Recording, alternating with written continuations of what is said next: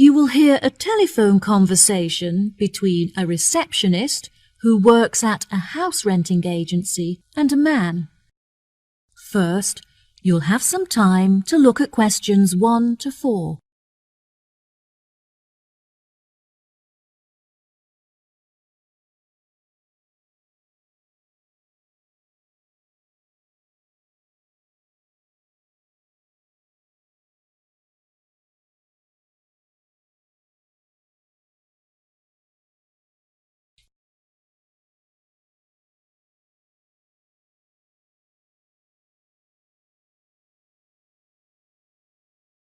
Listen carefully and answer questions 1 to 4. Hello, how can I help you today? Yes, hello. I'm just phoning you as I have seen an advertisement on your website for a property that I'm interested in renting. If possible, I'd like to find out some more information before I organise a viewing. No problem at all. What is the address of the property that you'd like to inquire about? It's 21 North Avenue. Okay, what is it that you'd like to know? First of all, I'd like to know what facilities the office has, as I need to make sure that it'll be suitable for my advertising company. I see. The office contains a large open-plan space with a wide frontage onto a busy street with lots of passers-by, so your business would have a really good street presence. There is also a toilet and newly refurbished kitchen equipped with a dishwasher and oven. Wow, that sounds great. I'd definitely like to register my interest. Okay, perfect. I just need to take some details from you, if that's okay. What is your full name? Jonathan Smith. And what position do you hold in your company, Jonathan? Until recently I was sales manager. However, I've recently been promoted to regional manager, so I'll be in charge of running our new office. Can I ask where the office is located? Yes, of course. It's located downtown, just around the corner from Royal Square Shopping Centre. That's a bit too far out of the centre for my liking. I'd much prefer to be located in close proximity to the station. Do you have any property located in that vicinity? It would help me to narrow down the results if you could tell me how many employees you intend to have working in the office. Our branch is made up of 30 employees, and we'd like some extra space for meetings and presentations. Most average office spaces are around 8,000 square feet, but it sounds like you would need more space than that. I think that 10,000 square feet would be more suitable for your needs. Now, let's see, we have 10 properties that match those criteria, so let's try and narrow it down. Before you hear the rest of the conversation, you have some time to look at questions 5 to 10.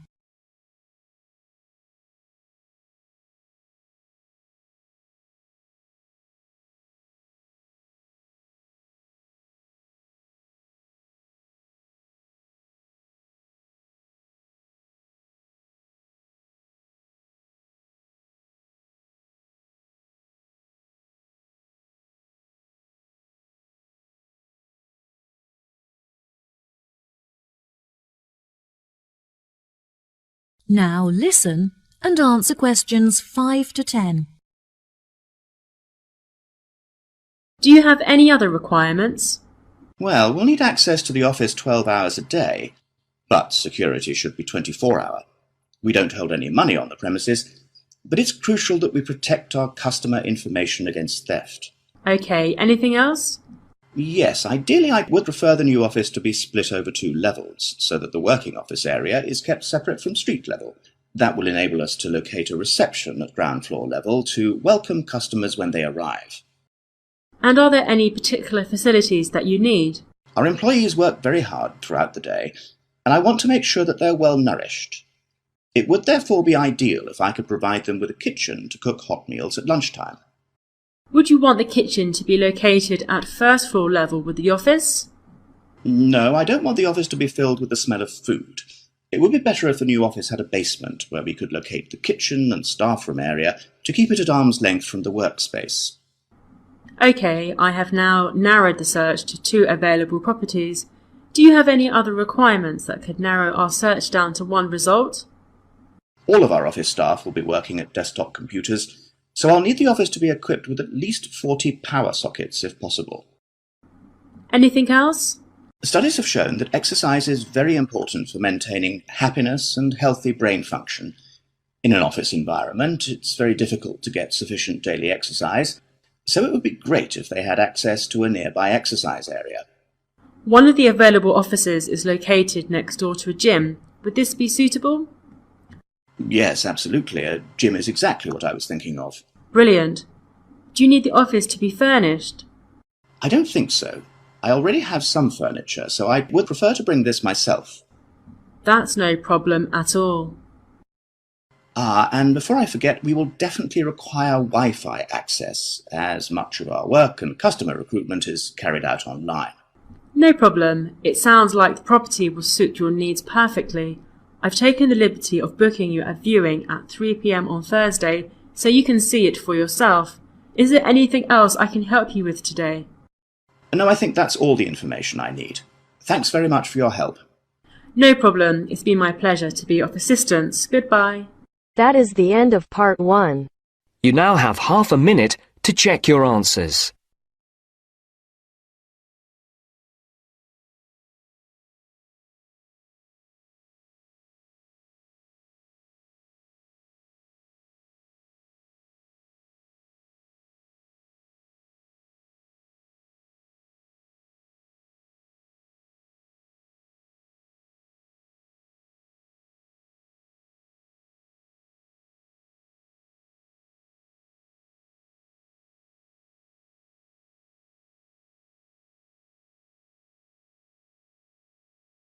Now turns to part 2. Part 2. You will hear a telephone conversation about a job vacancy. First, you have some time to look at questions 11 to 15.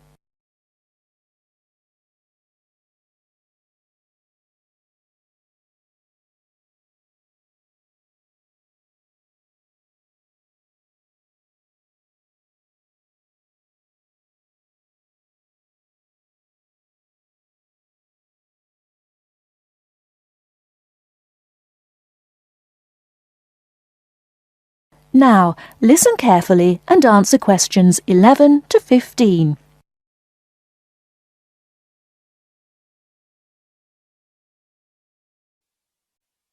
Hello, Top Job Employment Agency. Ellen Sykes speaking. How can I help you? Good morning. My name's Steve Collins and I'm calling about the call centre job advertised in today's paper. For an operative handling credit card inquiries? Yes, that's right. The wages and working conditions are all in the ad, so what I'd like to know now is what the work actually consists of. I should explain that I'm a student looking for a summer job, not long-term employment. That's okay. The people at Intercard say they've always found students to be honest, which of course is essential in this line of work, and they have the basic IT skills needed there. Apparently, there have been a few who didn't find it easy to get there on time in the morning, but in most cases their punctuality is as good as anybody else's. Anyway, about the work. And I know a bit about this because, as it happens, I've worked there myself. Really? Yes, for about a year. You'd find that most callers would be people wanting to check the balance on their cards, query payments made and so on. And from those who've had their card stolen? No, they ring another number for that, an emergency line. People also call that number if they lose their cards. And what are most callers like? I mean, what kind of people are they? All sorts, really. All ages, every kind of background. Though one definite trend is the change in the number of women. Nowadays, they make up around 55% of the total, whereas years ago, there used to be a majority of men calling. At one time, I heard, as many as 3/4 of all credit cards were actually held by men, but that must have been long before I was there. It's certainly different now. So to do this job, what sort of experience do I need? None, really. Have you got a credit card yourself? Yes, I have. Then you probably know quite a bit about them already. And as a student, you're obviously intelligent, which of course you need to be for the job. So after a day or so working with an experienced operative, I'm sure you'll have picked up enough to deal with routine inquiries, which of course most of them are. But there are bound to be questions I can't deal with, at least at first. What happens then? In that case, you can ask a supervisor. They're very helpful to new staff. I think I like the sound of this. What do I do next?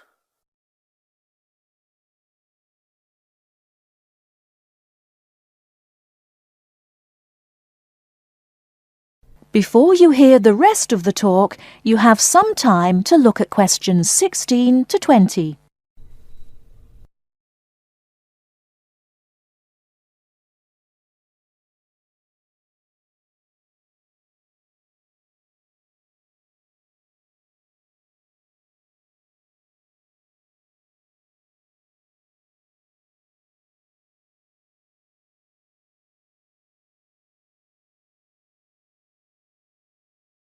Now listen and answer questions 16 to 20. Can you get over there for 9:45 on Monday morning for an interview? Definitely, yes. Whereabouts are they? In Riverside Business Park. Do you know it? Yes, I've been there once. How do you usually travel? By bus. Right. So you take either the 136 or 137 to the bus station, and when you come out of there, you turn right. Along Orchard Road, that is. The road from the railway station? Yes, that's right. You go past the petrol station next to the car dealers, then carry on down the road. Do I take the first left at the main car park? Well, you could do that, and walk up Newfield Avenue alongside the shopping centre, but it's a long way round. I'd suggest continuing along Orchard Road with the water company and then the insurance offices on your right. They used to be local government offices, by the way. Yes, I remember those. And you keep going until you reach the advertising agency. Now, facing that is a small road called Cherry Lane. There's a newspaper office on the corner, and opposite that is a big hotel, so you can't miss it. And how far down that road is it? Well, they aren't actually in Cherry Lane. You walk as far as the next junction and turn right into Armand Drive at the mail centre. Intercard is in the third building on the right, between the airline offices and the shipping company. Fine. I'll be there on Monday. Thanks very much. Bye. Good luck. Bye.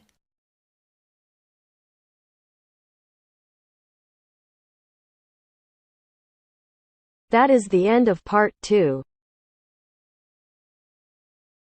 You now have half a minute to check your answers.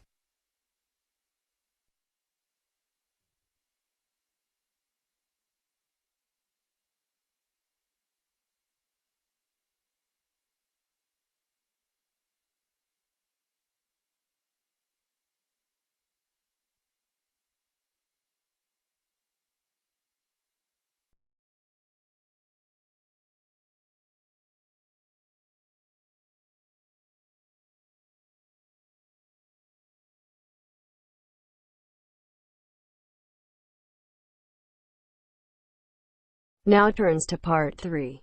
Part 3.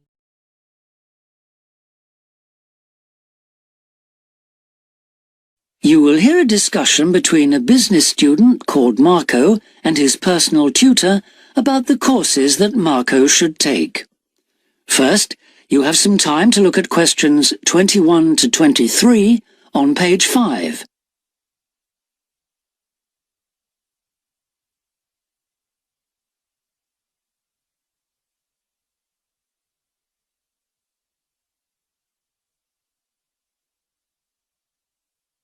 Now listen carefully and answer questions 21 to 23.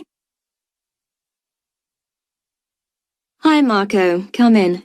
Thanks.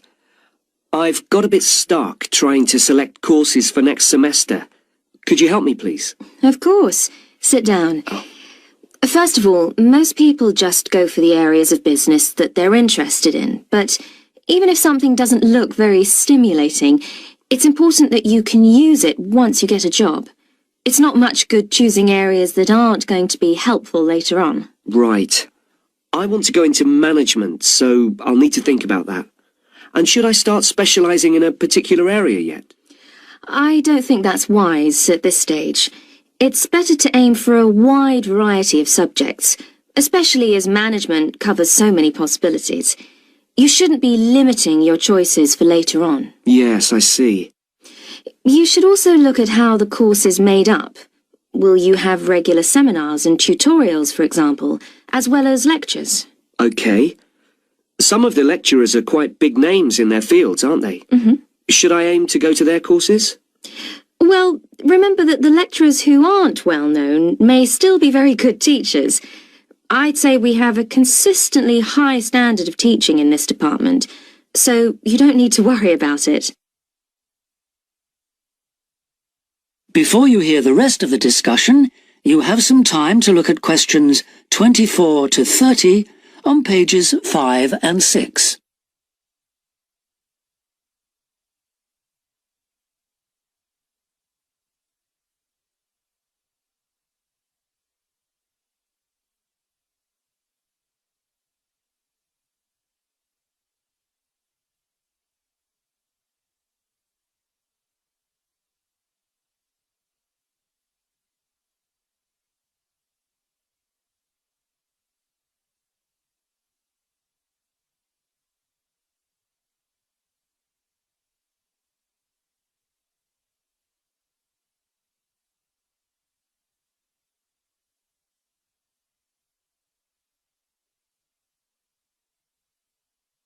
Now listen and answer questions 24 to 30.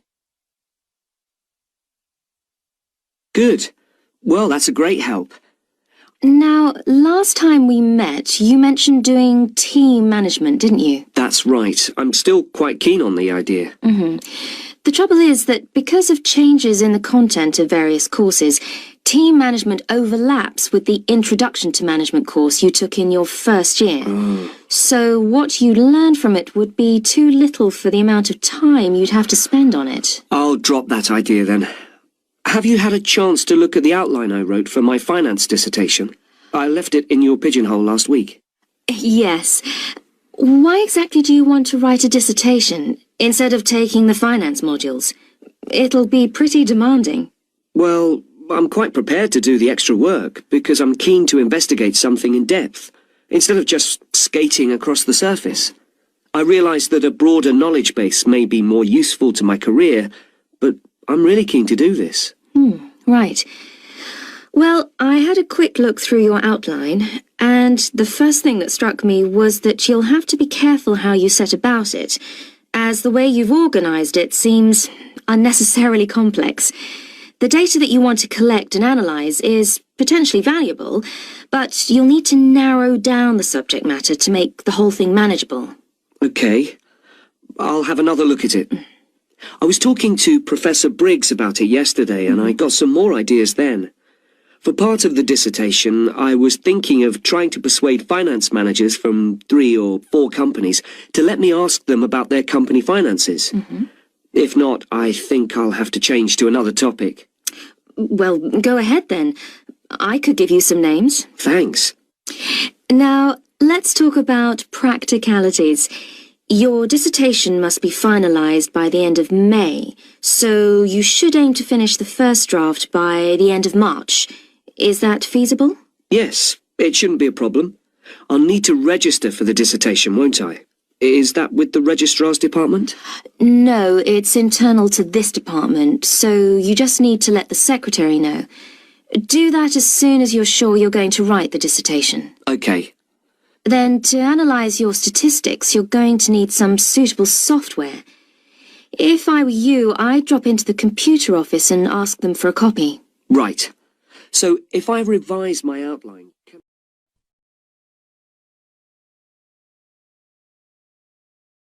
That is the end of part 3.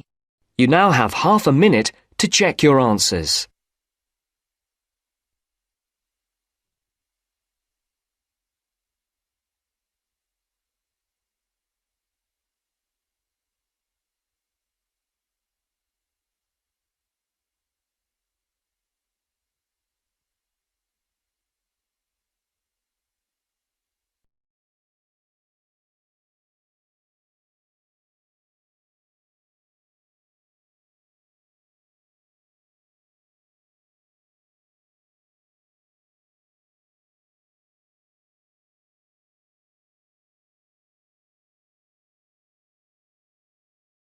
Now turns to part 4. Part 4. You will hear a wildlife expert giving a talk to a group of bird lovers in the UK about a species called the tawny owl. Before you listen, You have some time to look at questions 31 to 40.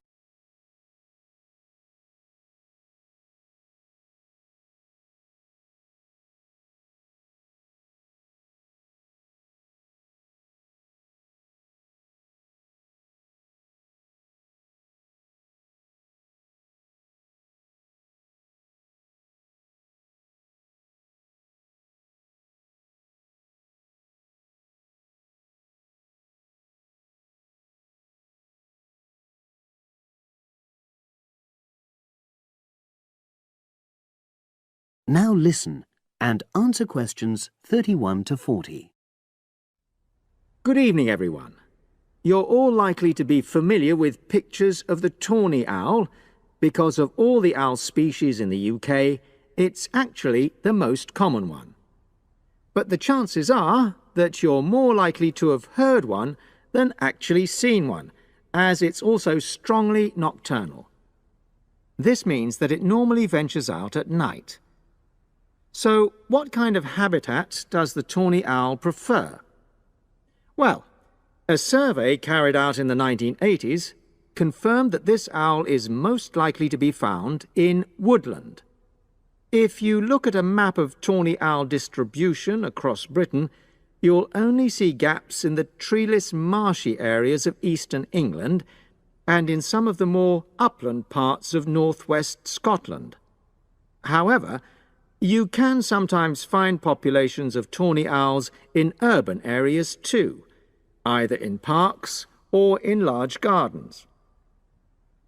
The tawny owl shows some obvious adaptations to its natural habitat.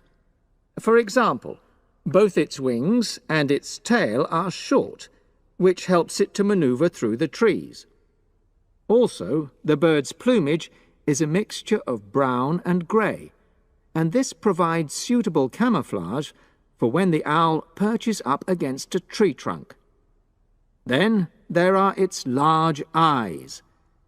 The tawny owl's visual capacities are considerably better than those of humans, and although it can't see in complete darkness, it's sufficiently well equipped to be able to navigate its way around woodland on all but the most overcast nights. Another factor that contributes to the tawny owl's success as a hunter is its excellent memory of the layout of different areas. If you combine this ability with the owl's strongly territorial and sedentary nature, most populations of tawny owl are sit-and-wait predators, you realize that it has a good opportunity to predict where prey might be found.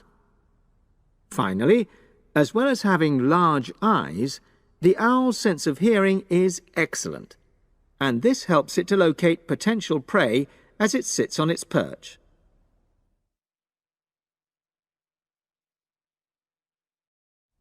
Turning now to the tawny owl's diet. Woodland tawny owls feed mainly on mammals, especially small ones, such as wood mice and bank voles. But they'll also take things like frogs or bats, or even fish, if they happen to be available. In urbanized landscapes, the owls seem to prey more on birds. So there are some differences there. Let's just look briefly now at survival rates in the tawny owl. Young tawny owls face a difficult time once they leave home, and 2 out of every 3 are likely to die within their first year. So, with such high mortality levels, it's a good job that established breeding pairs can produce young over a number of seasons and maximize their chances of passing their genes on to the next generation of owls. I've already mentioned the sedentary nature of the tawny owl, but it's not just adult tawny owls that are sedentary in their habits. Young birds, dispersing away from where they were born, rarely move far. The average distance is just 4 kilometres. There also appears to be some reluctance to cross large bodies of water. The owl is absent from many of the islands around our shores, with only occasional sightings in Ireland and the Isle of Wight off the south coast of England. Right, well, now I'll show you some photographs that have been taken in one or two of the That is the end of part 4. You now have half a minute to check your answers.